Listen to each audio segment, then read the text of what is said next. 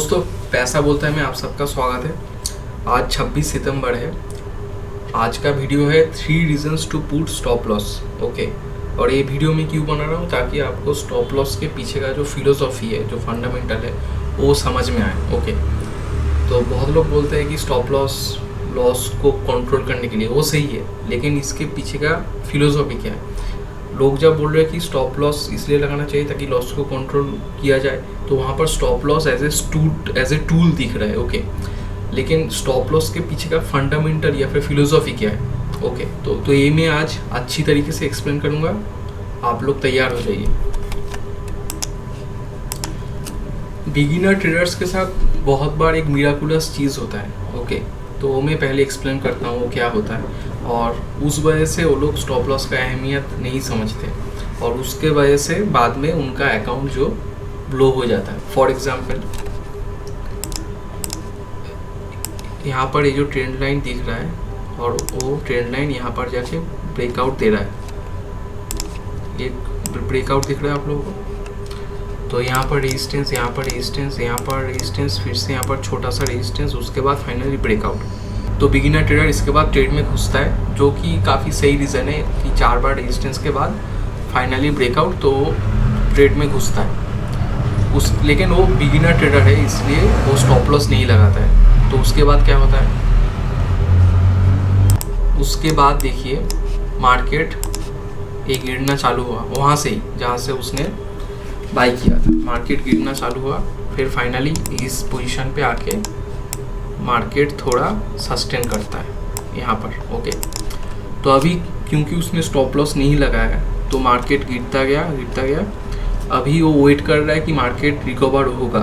Okay, finally wait करने के बाद क्या होता है, मार्केट में एक बड़ा मूव आता है ऊपर की तरफ, और मार्केट रिकवर होता है ओके। सपोज उसने इस लेवल तक टारगेट लगाया था, लेकिन क्योंकि मार्केट इतना गिर गया था तो उसको डर रहता है, तो जब वो कॉस्ट के आसपास ही आता है, मतलब जहाँ पर उसने ट्रेड लिया, तो उसी लेवल पे, मतलब अराउंड यहाँ पर वो निकल जाता है फिर से, या फिर वो होल्ड करता है और दिन ख़त्म होने तक वेट करता है, और फाइनली यहाँ पर वो सेल कर देता है। ओके, अभी इस चीज़ को अगर हम लोग देखें तो उसने क्या सीखा बिगिनर ट्रेडर ने, कि अगर होल्ड करते रहो तो मार्केट अल्टीमेटली फिर से प्रॉफिट दे देगा। ओके, तो नेक्स्ट डे क्या होता है कि इस ट्रेंड लाइन पे यहाँ पर रेजिस्टेंस, यहाँ पर रेजिस्टेंस, यहाँ पर रेजिस्टेंस, यहाँ पर रेजिस्टेंस, फिर यहाँ पर एक ब्रेकआउट। ओके, तो फिर से एंट्री करता है। तो उसके बाद मार्केट फॉल होना चालू होता है। थोड़ी देर फॉल होने के बाद मार्केट फिर से ऊपर जाता है, तो उसको लगता है कि और भी अभी होल्ड करेगा तो वो ऊपर चला जाएगा, लेकिन उसके बाद भी मार्केट गिरता जाता है, और फाइनली यहाँ पर आके ख़त्म होता है। ओके, उसने उस दिन तो फिर कितना लॉस किया, उसका एंट्री है सपोज 830। ओके, और मार्केट फाइनली एंड हो रहा है कुछ 475, मतलब अराउंड कुछ 350 पॉइंट्स का तो उसका लॉस हो रहा है। तो बिगिनर ट्रेडर अगर एक लॉट लेके ट्रेड में घुसा है, तो वो फाइनली उसका दिन के एंड में लॉस होता है कुछ 8750। ओके, अभी उसको एक लॉट परचेस करने के लिए कॉस्ट होता है कुछ अराउंड 28,000। अगर कवर ऑर्डर होता है तो 23,000 के आसपास, तो उसका एक दिन में ही 8,000 चला गया। तो अभी अगर वो सेम चीज़ अभी 2-3 बार करेगा, तो उसका अकाउंट 3-4 दिन में ही, 3-4 ट्रेड में ही ब्लो हो जाएगा। तो यहाँ से आता है पहला लर्निंग कि स्टॉप लॉस क्यों लगाना चाहिए। अगर आपको मार्केट से पैसा कमाना है, तो मार्केट में टिकना सबसे पहले ज़रूरी है। ओके, मार्केट में बिना टिके आप पैसा लॉन्ग टर्म के लिए नहीं कमा सकते। आपको ये रियलाइज़ करना होगा कि मार्केट में आप एक दिन में करोड़पति बनने के लिए नहीं आए। आप मार्केट में हमेशा के लिए ही आए कि आप हमेशा ही पैसा कमाते रहें। ओके, तो पहला चीज़ जो है वो है रिस्क मैनेजमेंट। यहाँ पर अगर उसको रिस्क मैनेजमेंट के बारे में पता होता तो वो स्टॉप लॉस पुट करता। अभी रिस्क मैनेजमेंट क्या है, सपोज आपके पास 1 लाख का कैपिटल है। ओके, और आपको लगता है कि आप पर ट्रेड मैक्सिमम 3000 का लॉस ले सकते हैं। ओके, तो अगर मैक्सिमम 3000 का लॉस आप ले सकते हैं, तो उस हिसाब से सपोज आप अगर 25 क्वांटिटीज़ ट्रेड कर रहे हैं, तो इसको 25 से अगर डिवाइड कर देते हैं तो 120। तो अगर आप एक लॉट ट्रेड कर रहे हैं तो आप 120 पॉइंट्स का स्टॉप लॉस ले सकते हैं। ओके, मैक्स टू मैक्स आप 120 पॉइंट्स का स्टॉप लॉस लगा सकते हैं। अभी अगर आप 50 क्वांटिटीज ट्रेड कर रहे हैं, ओके, तो आप 60 पॉइंट्स का स्टॉप लॉस लगा सकते हैं मैक्स टू मैक्स। ओके, और अगर आप 75 क्वांटिटीज ट्रेड कर रहे हैं तो 75 से डिवाइड कर देते हैं, आप 40 पॉइंट्स का स्टॉप लॉस लगा सकते हैं। और अगर आप 100 क्वांटिटीज ट्रेड कर रहे हैं तो आप 30 पॉइंट्स का स्टॉप लॉस लगा सकते हैं। तो ऐसे ही आप जितना क्वांटिटी बढ़ता रहेगा उस हिसाब से स्टॉप लॉस का अमाउंट कितना होना चाहिए, स्टॉप लॉस कितना पॉइंट होना चाहिए, वो आपको मिल जाएगा। अभी क्वेश्चन आता है क्या 30 पॉइंट्स 20 पॉइंट्स का स्टॉप लॉस बैंक निफ्टी में रीजनेबल है? मैं बैंक निफ्टी का ही बात कर रहा हूँ क्योंकि मैं बैंक निफ्टी में ट्रेड कर रहा हूँ और मैं बैंक निफ्टी का ट्रेड्स का वीडियोस अपलोड करता हूँ, तो इसलिए मैं बैंक निफ्टी का एग्जांपल दे रहा हूँ। क्या 30 पॉइंट 20 पॉइंट्स का स्टॉप रीजनेबल है स्टॉप लॉस? तो ये कितना स्टॉप लॉस रीजनेबल है, ये कहाँ से आना चाहिए? तो इसके लिए सेकेंड जो पॉइंट आता है वो है सपोर्ट रेजिस्टेंस का कॉन्सेप्ट। सपोर्ट रेजिस्टेंस का कॉन्सेप्ट जो है वो सिर्फ ये नहीं कहता है कि आपको कितना स्टॉप लॉस लगाना चाहिए। सपोर्ट रेजिस्टेंस का कॉन्सेप्ट उसके साथ साथ ये भी कहता है कि आपको स्टॉप लॉस क्यों लगाना चाहिए। तो हमारे पहले सेटअप को अगर हम देखें तो बैंक निफ्टी यहाँ पर सस्टेन कर रहा था इस एरिया में, ओके, उसके बाद उसने ब्रेकआउट दिया। तो ये जो सपोर्ट जैसा बिहेव कर रहा था बैंक निफ्टी यहाँ, तो उसके जस्ट नीचे अगर आप स्टॉप लॉस लगाते सपोज 21,024 पे, तो और अगर आपका एंट्री होता है 21,125 पे, तो आपका स्टॉप लॉस हो रहा है अराउंड 100, ओके, 100 पॉइंट्स का स्टॉप लॉस हो रहा है। और यहाँ पर आप स्टॉप लॉस किस बेसिस पे लगा रहे हैं 21,024 पे, क्योंकि अगर 1 मिनट का चार्ट पे आप बस इस एरिया को देखें तो यहाँ पर और कोई सपोर्ट नहीं दिख रहा है। अभी आप 100 पॉइंट्स का स्टॉप लॉस लगा सकते हैं और आपका पर ट्रेड आप 3000 लूज़ कर सकते हैं। तो 3000 को 100 से अगर डिवाइड करते हैं तो हो गया 30, ओके, मतलब आप मैक्स टू मैक्स सिर्फ एक ही लॉट ट्रेड कर पाएंगे 25 क्वांटिटीज़ का, ओके। अभी अगर आप थोड़ा पीछे देखें तो आपको क्या दिखेगा कि पिछला दिन बैंक निफ्टी यहाँ पर आके फिर से अप मूव दिया था, ओके।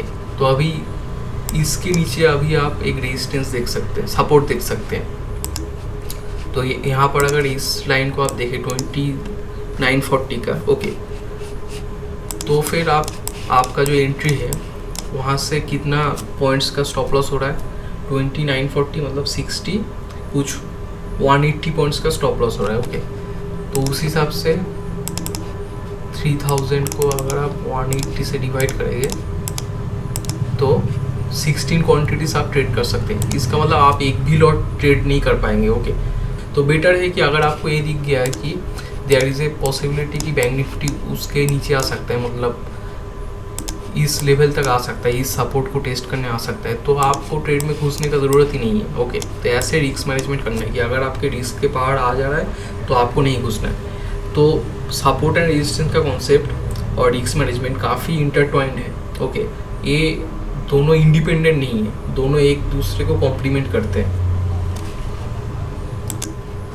अभी आ जाते हैं कि सपोर्ट, यहाँ पर जो सपोर्ट है वो क्यों हमको फोर्स कर रहा है स्टॉप लॉस रखने के लिए, ओके।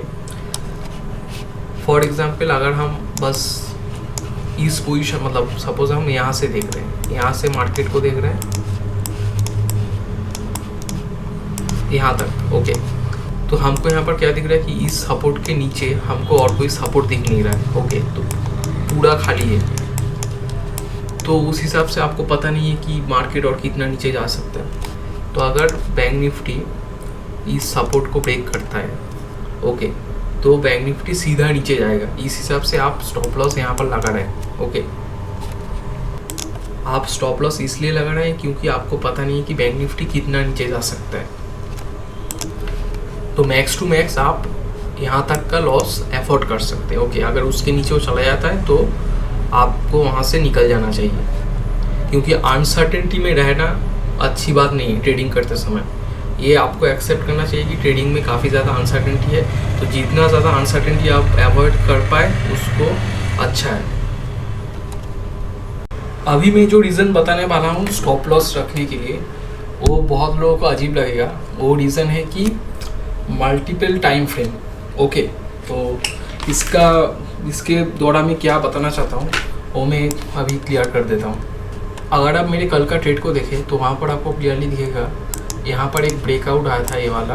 ओके, तो मैंने इस ब्रेकआउट को बोला था कि ये मुझे रिलायबल नहीं लग रहा है। ओके, क्यों नहीं लग रहा है? अगर आप 2 मिनट का टाइम फ्रेम में देखें तो इस ट्रेंड लाइन को आप लोग देखिए तो क्लियरली दिख रहा है कि यहाँ पर रेजिस्टेंस, यहाँ पर रेजिस्टेंस, और ये जो ब्रेकआउट आया था वो यहाँ पर रेजिस्टेंस ले रहा था। ओके, तो अगर आप सिर्फ 1 मिनट का टाइम फ्रेम में देखते तो आपको ब्रेकआउट जैसा दिखता, लेकिन अगर आप 2 मिनट का टाइम फ्रेम में देखें, मतलब बिगर टाइम फ्रेम में देखें, तो आपको क्लियरली दिखेगा कि वो प्रॉपर ब्रेकआउट नहीं है, वहाँ पर रेजिस्टेंस है। ओके, तो मल्टीपल टाइम फ्रेम ये हमको क्या बता रहा है कि हम जो कोई डिसीजन ले रहे हैं किसी एक पर्टिकुलर टाइम फ्रेम के ऊपर बेस करके कि ये ब्रेकआउट है मुझे एंट्री करना चाहिए, या फिर ये ब्रेकडाउन है मुझे एग्जिट करना चाहिए, सॉरी ये ब्रेकडाउन है तो मुझे सेल करना चाहिए। ज़्यादातर टाइम ये हो सकता है कि अगर हम बिगर टाइम फ्रेम में देखें एक्चुअली हमारा डिसीजन गलत है। हो सकता है कि जो हम मतलब बाई करने का सोच रहे हैं वो एक्चुअली वहाँ पर सेल करना चाहिए, और जो हम सेल करने का सोच रहे हैं वहाँ पर बाई करना चाहिए। लेकिन अगर हम दिमाग में रखें कि मल्टीपल टाइम फ्रेम में जो हमारा डिसीजन है वो बेटर मतलब ऑपोजिट हो सकता है। अगर मैं 1 मिनट का टाइम फ्रेम में सोच रहा हूँ कि बाई करना है, लेकिन अगर मैं ठीक से मतलब बड़ा टाइम फ्रेम को जज करूँ तो मुझे दिखेगा कि यहाँ पर सेल करना है। अगर मैं ये ध्यान में रखता हूँ तो फिर ये क्लियर हो जाता है कि मेरा डिसीजन रॉन्ग हो सकता है, तो फिर स्टॉप लॉस मुझे पुट करना ही चाहिए। ओके, बहुत लोगों को लग सकता है कि मल्टीपल टाइम फ्रेम का जो मैं आर्गूमेंट बता रहा हूँ वो kind of support and resistance से सिमिलर है, लेकिन ऐसा है नहीं। मल्टीपल टाइम फ्रेम का जो बात है वो आप क्यों करते हैं, क्योंकि ताकि आपको बेटर व्यू मिले। ओके,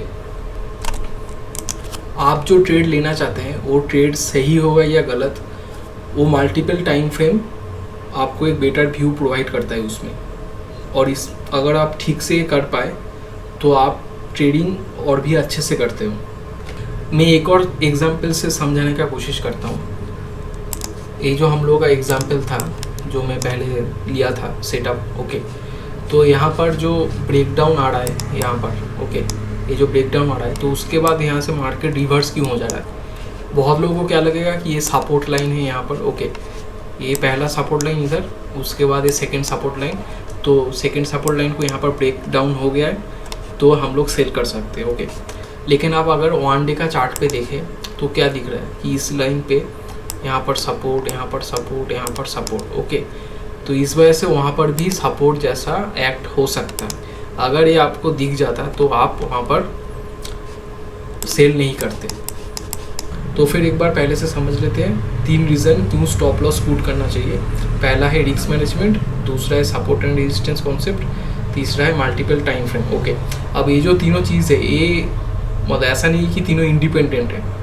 वो तो आपको जब मैं रिस्क मैनेजमेंट और सपोर्ट एंड रेजिस्टेंस समझा रहा था कॉन्सेप्ट तो आपको समझ में आ गया कि ये ऐसा नहीं कि ये तीनों चीज़ें इंडिपेंडेंट है, ये तीनों चीज़ें इंटरटॉइंड है। ओके, तो तीनों चीज़ों को एक साथ आपको कंसल्ट करना है, करके आपको स्टॉप लॉस ये सब पुट करना है। मैं एक बार फिर से बोल देता हूँ। देखिए, जो मल्टीपल टाइम फ्रेम है ये हमको एक चीज़ बताता है कि हम लोग गलत हो सकते हैं अपने ट्रेड में, कि हम जो बाई समझ रहे हैं वो एक्चुअली सेल हो सकता है। तो मल्टीपल टाइम फ्रेम इसलिए हमको फोर्स करता है स्टॉप लॉस लगाने के लिए कि भाई तुम गलत हो सकते हो, कि तुम जिसको बाई पकड़ रहे हो वो सेल हो सकता है, जो सेल पकड़ रहे हो वो बाई हो सकता है। ठीक है, सपोर्ट रेजिस्टेंस कॉन्सेप्ट क्या है?